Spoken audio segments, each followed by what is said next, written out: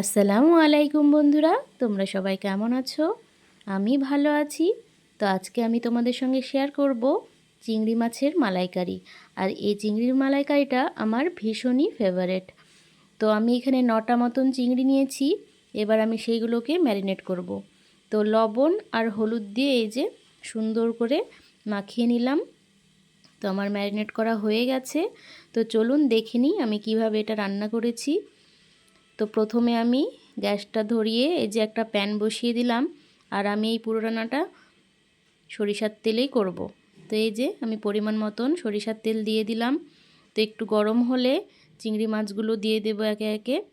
আর চিংড়ি মাছ বেশি ভাজা যাবে না, অল্পই ভাজতে হয়, বেশি ভাজলে শক্ত হয়ে যায়। তো আমি এখানে 2 মিনিট মতন ভেজেছিলাম। তো এই যে চিংড়ি মাছগুলো কি সুন্দর লাল লাল হয়ে গেছে। তো আমি এপিঠ ওপিঠ উল্টিয়ে ভালো করে সুন্দর করে ভেজে নিলাম। তো আমার ভাজাও কমপ্লিট। তো এই যে একে একে সব তুলে নিলাম। নেওয়ার পর ওই কড়াইয়ে আমি এবার আরেকটু তেল দিলাম, সরিষার তেল দেওয়ার পর ফোড়ন দেব। তো ফোড়নে আমি 2টো এলাচ, 3 টুকরো দারচিনি আর 2টো লবঙ্গ দিয়েছিলাম আর 2টো শুকনো লঙ্কা। তো এই যে দেওয়ার পর একটু ভালো করে নাড়িয়ে নেবেন। যখন একটু স্মেল বের হয়ে আসবে তখন আমি 2টো মিডিয়াম সাইজের পেঁয়াজ কুচি দিয়ে দিলাম। তো পেঁয়াজটা একটু ভাজা ভাজা হয়ে আসবে তখন 1.5 চামচ মতন রসুন বাটা, 1.5 চামচ মতন আদা বাটা দিলাম। দেওয়ার পর আবারও ভালো করে নাড়িয়ে এবার আমি এর মধ্যে টমেটো দেব। আমি এখানে একটা মিডিয়াম সাইজের টমেটো নিয়েছি। তো এই যে টমেটোটা দেওয়ার পর বাকি এবার মশলাগুলো দেব। তো এখানে আমি 1 চামচ জিরে গুঁড়ো, 1 চামচ লবণ আর 1 চামচ দিলাম হলুদ। তো আবারও ভালো করে নাড়িয়ে আমি 1 চামচ কাশ্মীরি লঙ্কা গুঁড়ো আর এখানে আমি 1 চামচ সানরাইজ শাহি গরম মশলা, এটা দিতেই হবে মাস্ট, না দিলে ভালো লাগবে না। আর 1 চামচ মতন চিনি দিয়ে দিলাম।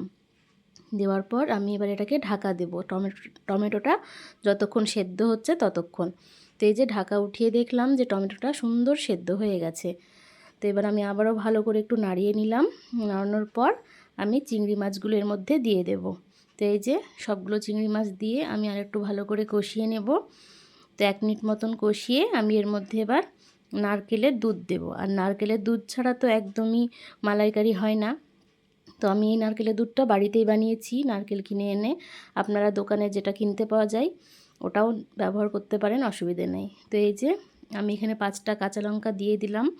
দিয়ে এবার একটু ফুটে উঠলেই আমি ঢাকা দিয়ে দেব। তো আমি 10-15 মিনিট মতন ঢাকা দিয়ে রেখেছিলাম। তো দেখুন সুন্দর মতন হয়ে গেছে। এবার আমি উল্টে দিলাম মাছগুলো।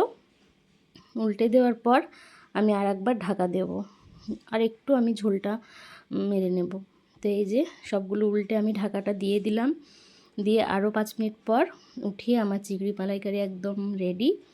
তো আমি এখানে একটু টেস্ট করে নেব লবণ আর মিষ্টিটা কেমন হয়েছে। তো একদম ঠিকঠাক সব কিছু। তো নামানোর আগে আমি ওপর থেকে একটু সানরাইজ শাহি গরম মশলা ছড়িয়ে দিলাম আর 1 চামচ ঘি। ঘি না দিলে মানে ফ্লেভারটা একদমই আসবে না। তো ভালো করে নাড়িয়ে আমি গ্যাসটা বন্ধ করে এবার আমি ঢাকা দিয়ে দেব। একটু দমে রাখবো 10 মিনিট মতন। তো আমার চিংড়ি মালাইকারি রেডি। আপনারা সবাই ভালো থাকবেন, সুস্থ থাকবেন।